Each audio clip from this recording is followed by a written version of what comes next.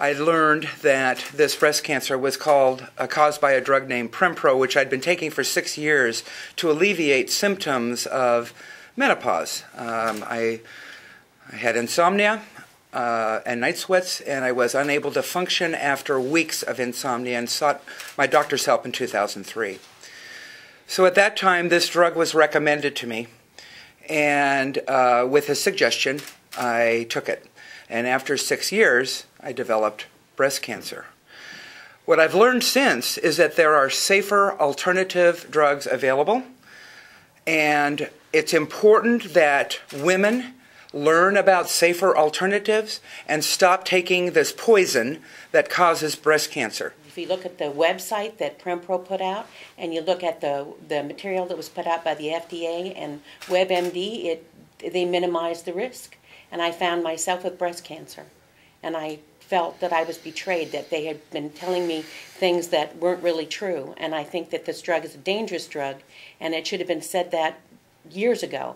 And it should have been taken off the market way before I ever got breast cancer. How much of it is your own individual responsibility, and how much of it do we need to protect people by using the FDA correctly and using information correctly? Because it seems to me that the only conduits to our physicians are through large drug companies.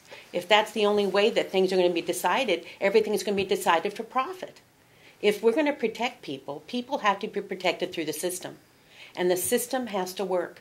And if we have to stand up and we have to go to trial and we have to go through this and I have to be publicly humiliated to do something like this, then I'm going to have to do it. Because there's no way that I'm going to allow, as long as I can, anybody else to go through what I went through.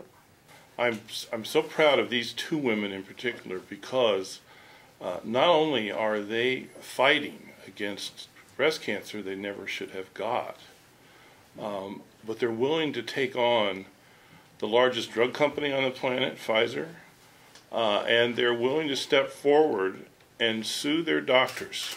They don't like suing their doctors. But we have tried suing the drug companies on this same message now for several years, and it hasn't worked. Women are not getting the information they need. There is a safe form of hormone therapy for menopause. The drug is called Prometrium. You take it with your estrogen, and it doesn't cause breast cancer in the first 5 years at all, and raises the risk very, very slowly after that. And these women would not have gotten their breast cancer had they been given this information that's been available in the medical literature for 3 or 4 years now. So we're going to have to let a jury decide who should be telling these women about the safe alternative, but they deserve to have that information, and they're not getting it now. They're not getting it here in Portland, and they're not getting it in most places around the country.